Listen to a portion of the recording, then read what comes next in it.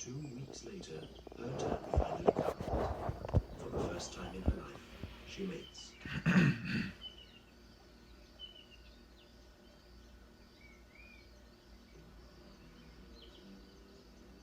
But being last may have fatal consequences for her young in the days ahead. She will always be one precarious step behind the others. She will get what they reject. For the next 4 months, while her eggs develop, she must eat well to build up her stores of fat. For the 5 months after that, while she protects her nest and then her young, she will not eat. It is not by chance that the crocodiles mate at this time of year. Nature is about to take a hand.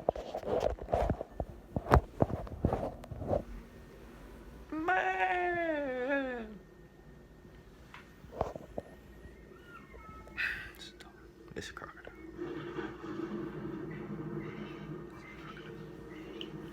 Crocodile JJ.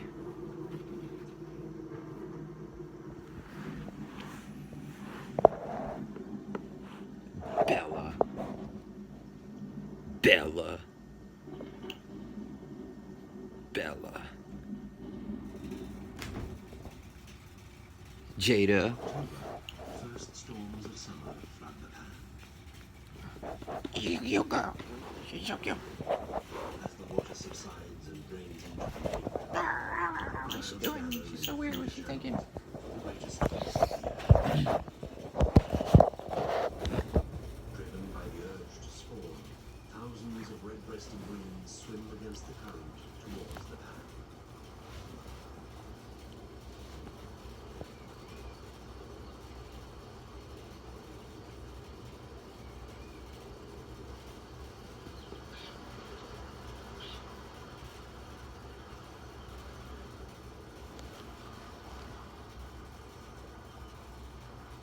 The persistent crocs wait for hours for the fish to slip backwards into their mouths, or give them a smart sideswipe.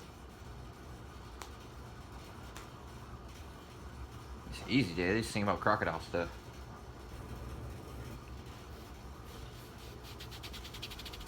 Then, because they cannot chew, they bite and soften the prey before gulping it down to be ground by pebbles that they swallow.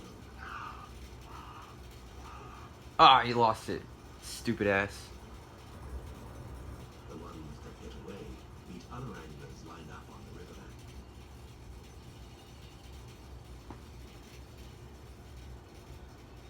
The hammerkorps aren't mere spectators. They have their eyes on smaller fish.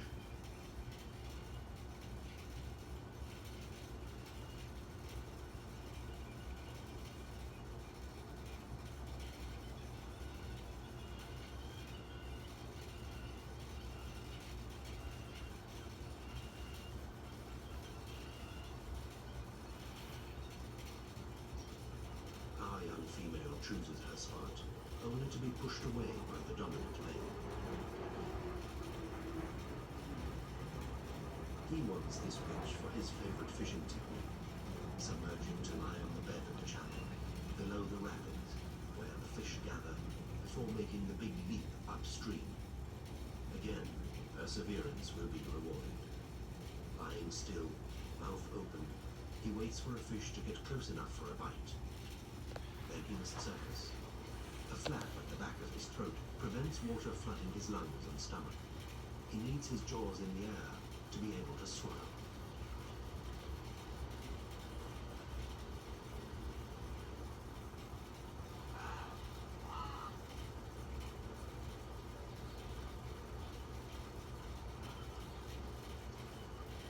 An older female has a different technique. She forms a living barrier in the fish's path.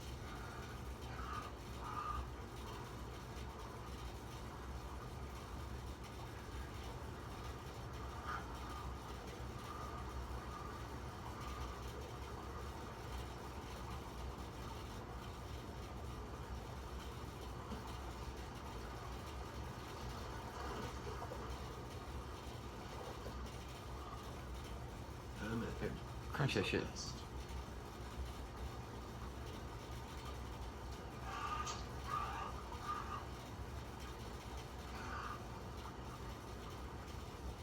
Oof. In a remarkable display of cooperation, several crocodiles forced the fish to run an almost inescapable gauntlet. Even the green that had ruled the front row Fish just quit. died in harm's way.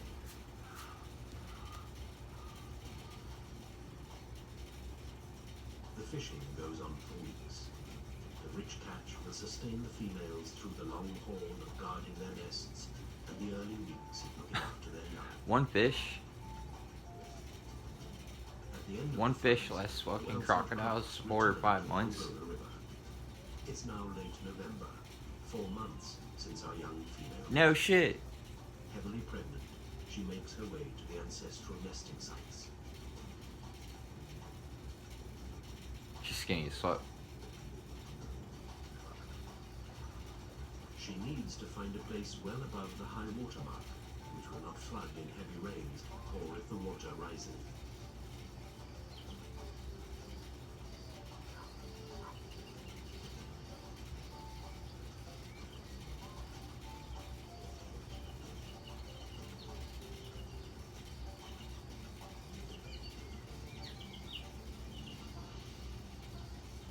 Once again, she is last in line.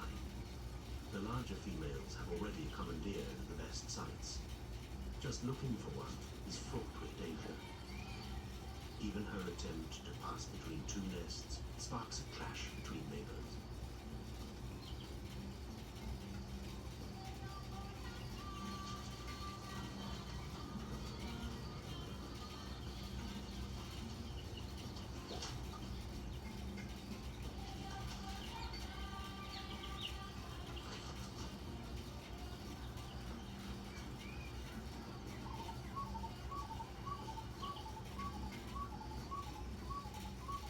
She faces Fat one. her elder's anger whenever she is too near.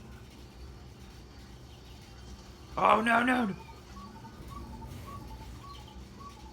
Fat ass lady. Fat ass old lady crocodile.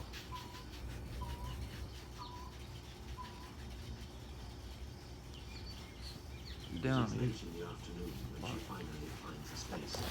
Oh, Nothing close to the river. If more floods come, her entire clutch risks drowning.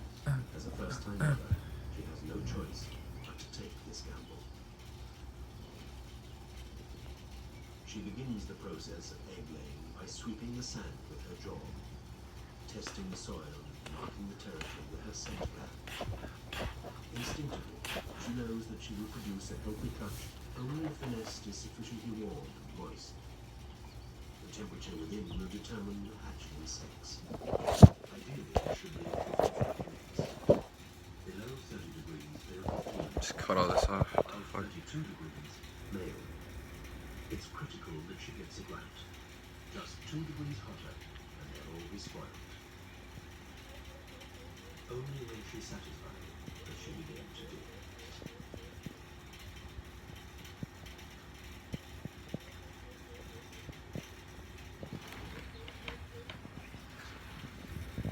Carefully, she hollows out an incubation chamber, a pit less than half a meter deep, a laborious task that will go on into the night.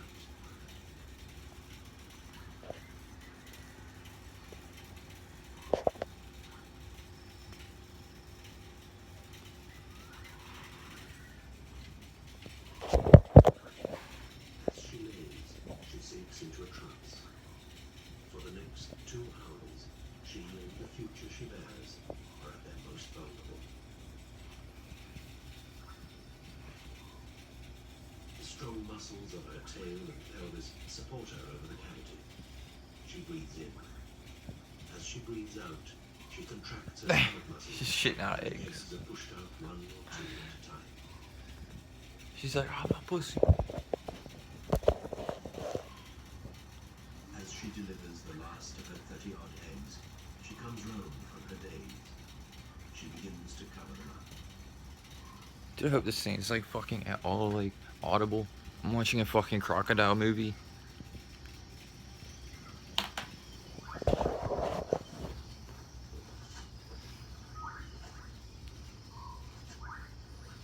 She tamps the soil down around the eggs to fill in any air spaces lessening the chances of damp rotting them. This Damp is a doesn't rot. long and delicate process. Oh, she gonna break some.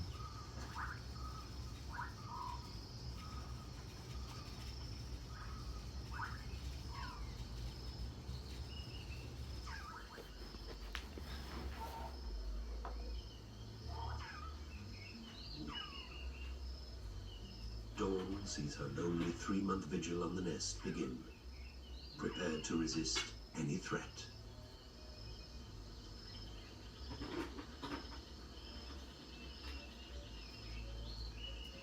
On guard at all times.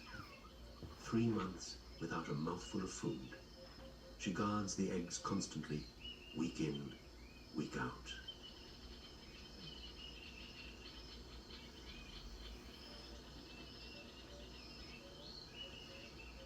The croc mothers shelter their nests, preventing their getting too wet in the rain and too hot from the sun.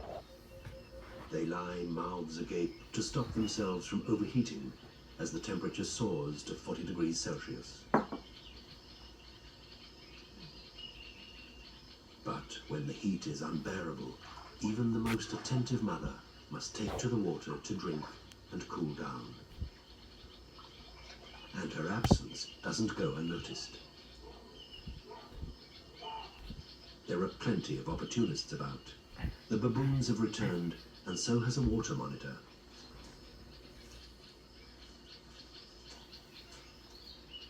Wearily, the baboons cross the river, but they are too prudent to take advantage of the unprotected nest.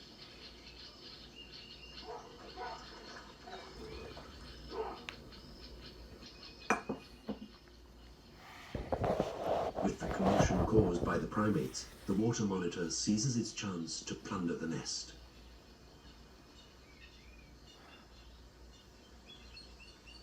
The neighborhood watch notices the theft. A pair of Dukop parents. Their own nest is on the ground nearby. They call out, and the monitor moves away. Now that the alarm has been given, it can't afford to risk the mother's return.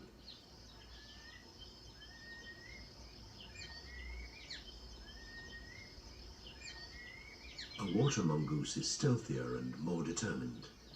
These egg lovers are responsible for the greatest number of losses. Mongoose. Together, baboons, birds, monitors, and mongooses see to it that half of the young mother's eggs will never He's hatch. just wasting it.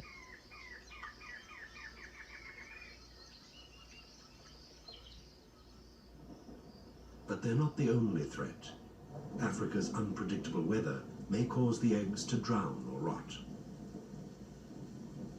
Fucking asshole mongoose. You're supposed to destroy the whole nest or some shit?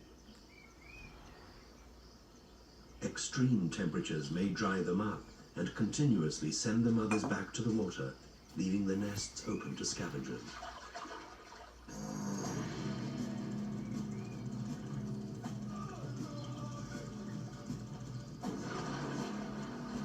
Meanwhile, the big male polices his stretch of river and demands respect from the females. They submit to him by lifting their heads above water. When squabbles break out, he soon intervenes.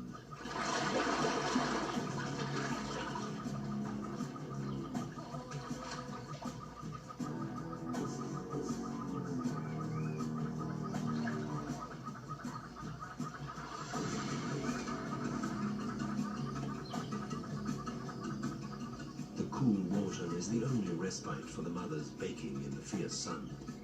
But their trips to and fro force them to breach each other's boundaries.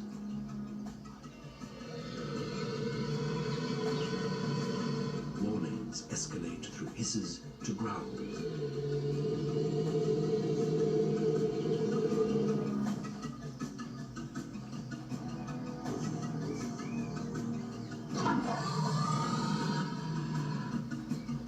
But if the warnings are ignored, the 150-kilogram combatants join battle.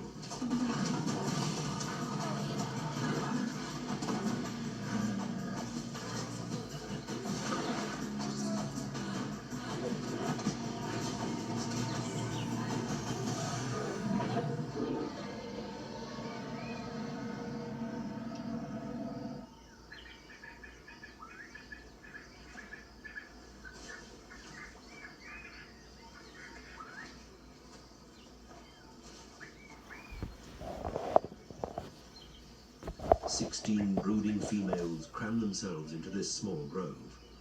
From 50-year-old matriarchs 3.5 meters long down to our 2.5 meter 12-year-old. At least our young female's undesirable residence is close to the water, where peace 9 generally feet. reigns.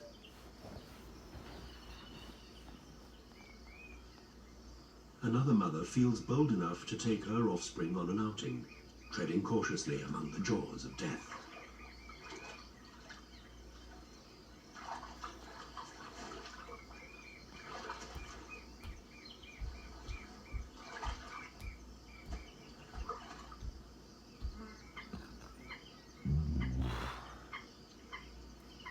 Luckily, the brooding crocodile's appetites are temporarily suspended and ignore the moorhen family. Yet at other times, even birds can provide a good meal. Hear that? Hear that, Gecko?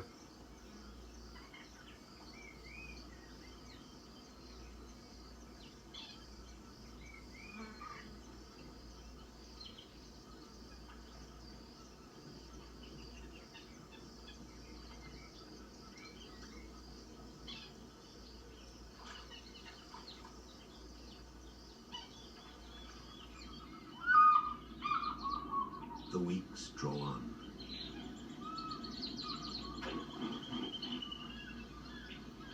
So bald eagle seagulls, that's... I am fucking perplexed by that. The shit. 3 months later, on her return from yet another trip to cool down, our young croc mother senses that something is different.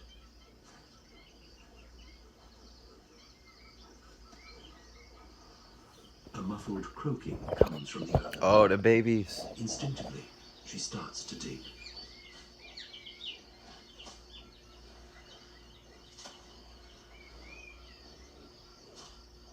Ew, wash my face. Oh my The god. crawls grow My more eyelids. insistent.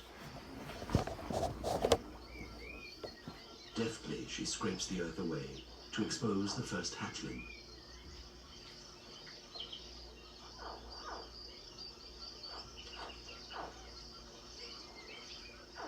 The cries of the first to emerge stimulate the rest to break through their shells.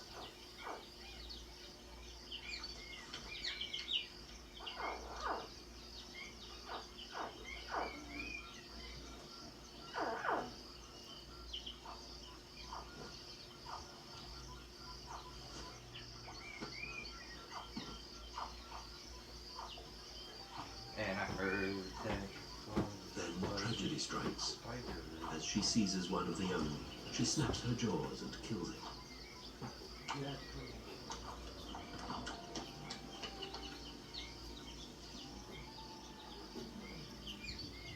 Has her inexperience betrayed her, or is her urge to kill too strong? She's more cautious in picking up the others.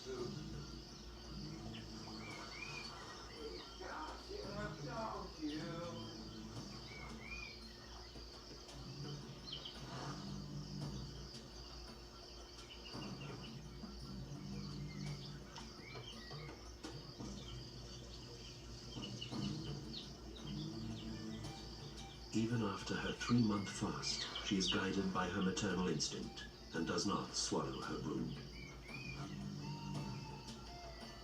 Her lower jaw has a pouch where they can lie in safety.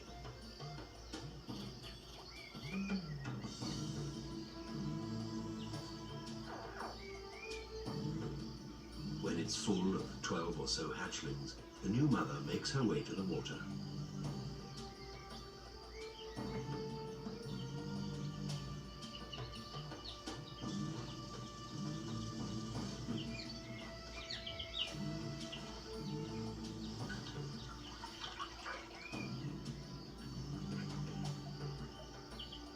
She searches for a nursery screened by hanging grasses, where the defenseless young will be safe from attack.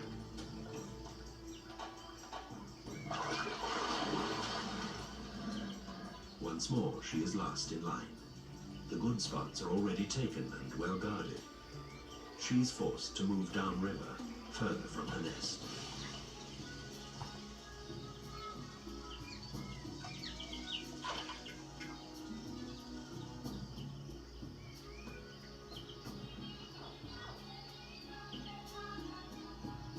last, she finds a suitable area. Softly, she floats her brood out from her jaws. She must hurry back to the others.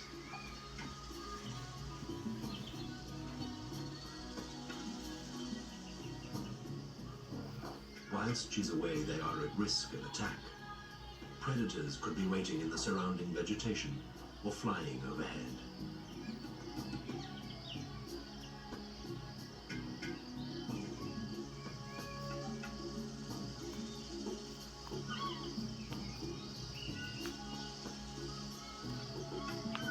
But the female is quick to spot the danger, and the fish eagle misses its chance.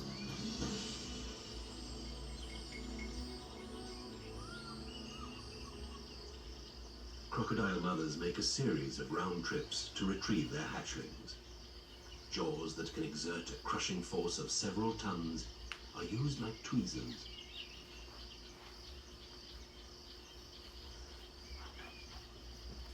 Last of all, our female adroitly gathers the eggs still unopened. Skillfully, she cracks the shell. Then she rolls the egg back in her mouth to release the tiny crocodile. Carefully, she carries them back to the river to free them in the nursery, where she will keep an eye on them for their first few months.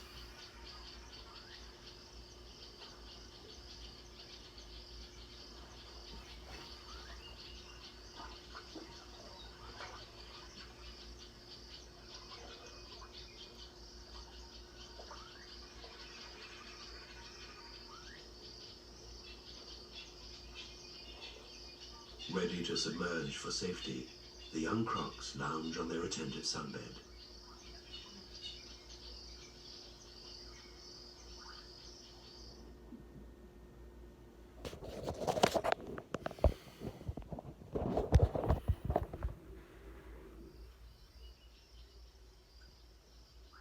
By 1 month old, her young have learned to hunt. Already they practice ambushes, lying concealed until they attack. It's a long ass show. Will give way to Can't believe how long it's been recording.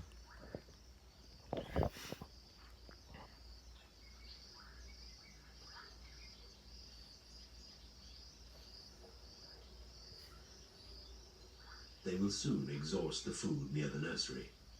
One by one, they will have to leave to look for richer hunting grounds. By 2 months old, the young are off to fend for themselves, abandoning their mother. She is free at last to find food. Don't they ever have like top 10 buffest alligators? In East Africa, where crocodiles feed on larger prey such as antelopes, No. they often go 6 months between meals. And nowhere is this pattern more typical than in the Serengeti.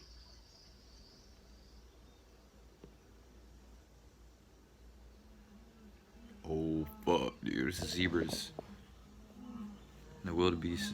Twice a year in February and July, great assemblies of migrating wildebeest reach the banks of the Grumeti River to quench their thirst. Here, the large crocs know they have only these 2 chances to feed, and they don't hesitate to snatch at any opportunity. Oh shit, they're only like fucking 10 feet long.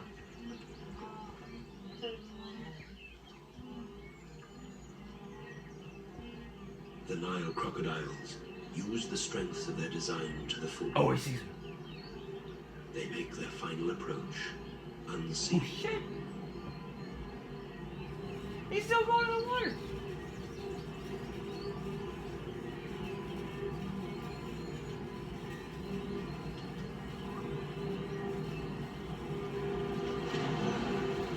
Really? The first one you record is a miss? Or you put on the They go fucking for the young, BBC the copy? experienced, which have probably Dude. never seen a crocodile before. Never seen crocodile.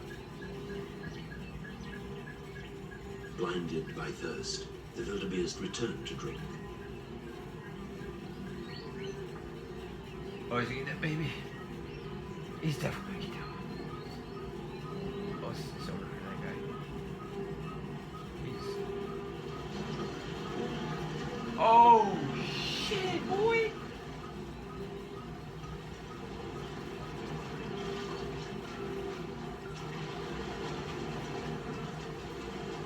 Damn, they just run off. Rather They than all fight run. their victims to death, they drag them below the Look at 'em. surface to drown.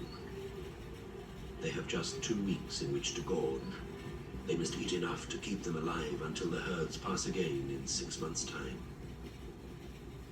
Once their catchers drowned, the crocodiles feed in a unique way among reptiles. The person drowns you, you know. I don't just squash your fucking head. As they are not able to anchor the wildebeest in the water or to bite off mouthfuls, they cooperate and share the kill. While some brace the carcass, That's others badass. grab hold of a section, twisting and spinning to tear it off.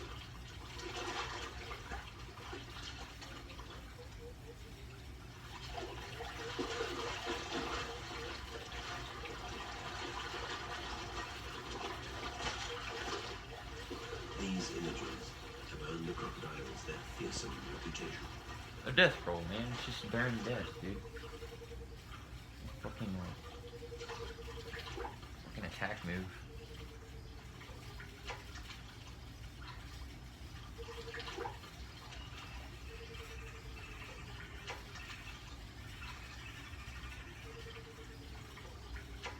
Because you don't do it to kill them. During this short feeding spell, they kill more than they can eat.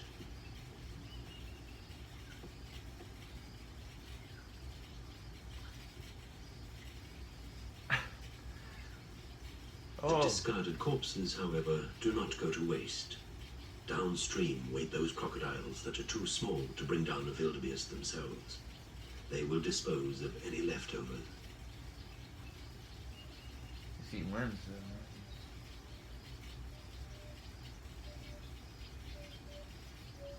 though. Bloated that fucking thing is, man.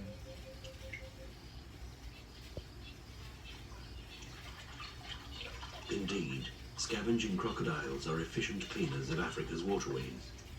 And there are always smaller assistants like the marabou stork to gather up any crumbs that remain.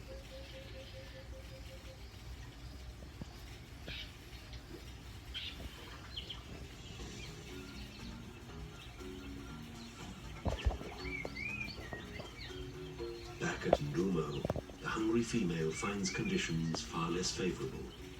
The antelope are fewer and far more wary.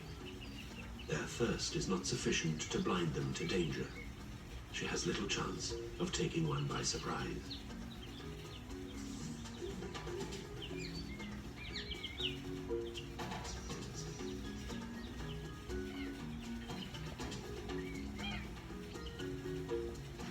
She can only watch in frustration before turning to the water itself. Below a large barbel catfish. It takes patience to catch them.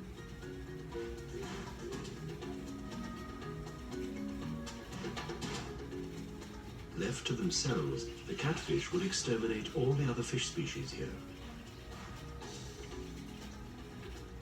Without crocodiles, many of Africa's ponds and rivers would lose much of their species diversity.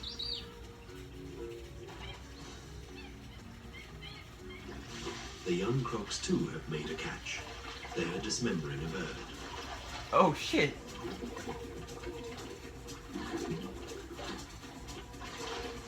Even this tiny, they share the meat like a full-grown pack.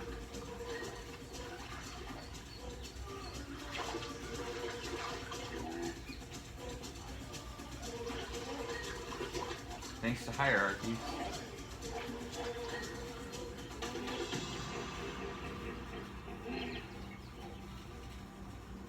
For this year's offspring, the early months on their own are a series of close encounters.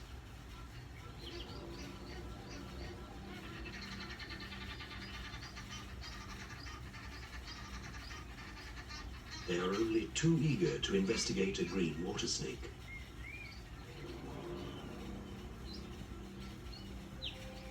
But not all the species they bump into are so harmless. Only a lucky few survive their first solo sortings. And everyday occurrences can have an unexpected outcome. They are at the mercy of a new and unanticipated predator. Oh god, you don't eat today. The most assiduous of all reptile parents Now turn on them like cannibals. I'm trying to bite him. So, oh. Nasty fucking crocodile.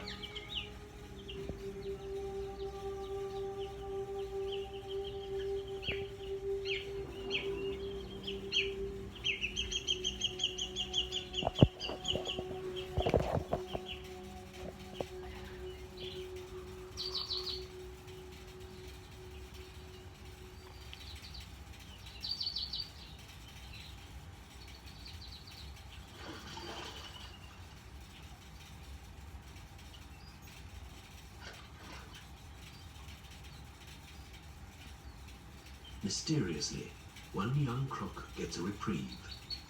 Perhaps this female recognizes it as one of her own.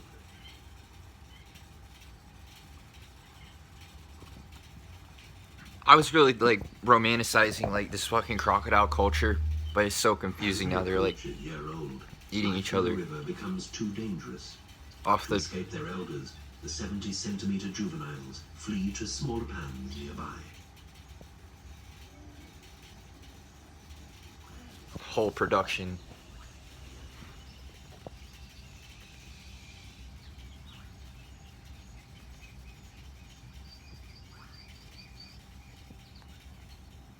They will spend the next 3 years here, gathering their strength in the clearer waters filtered by dense reed beds.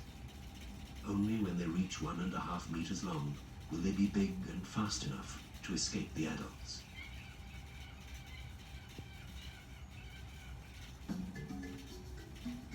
Of the 30 youngsters who hatched from our young mother's nest, a mere handful has made it this far.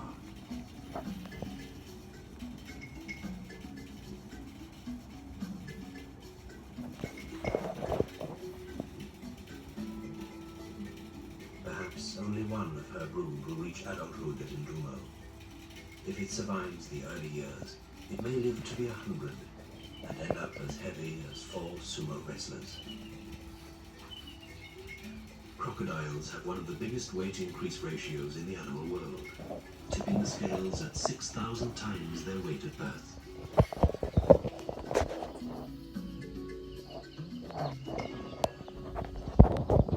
But should the survivor of the brood stray into neighboring Mozambique or Swaziland, its size will be no protection against two-legged predators, poachers.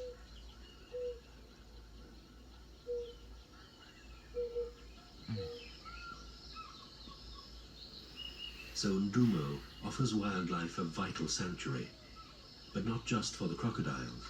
It's a year-long haven for all the endangered birds, mammals and fish that breed and find shelter in these wetlands.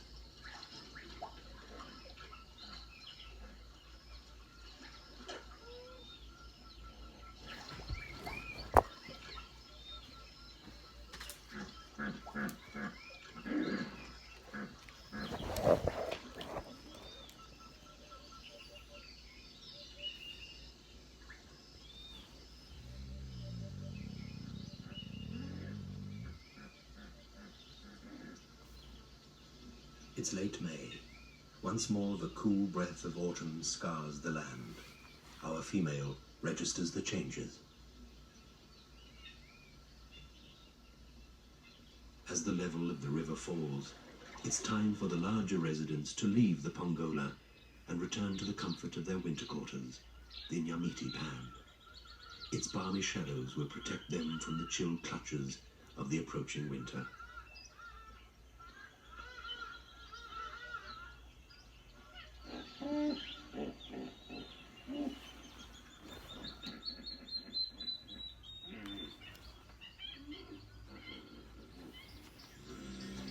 Our young female is among them.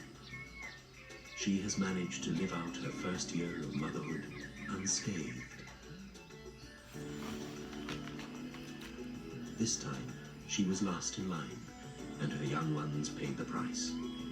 The few survivors barely beat the odds.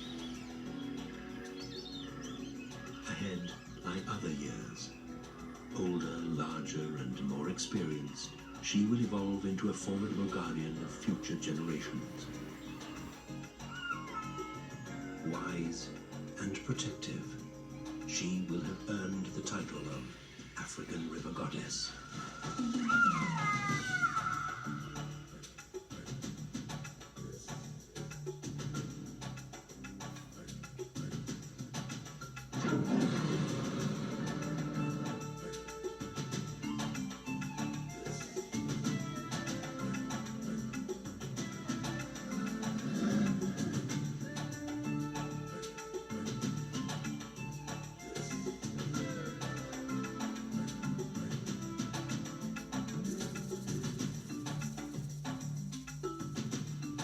Oh, I gotta go for the year, man.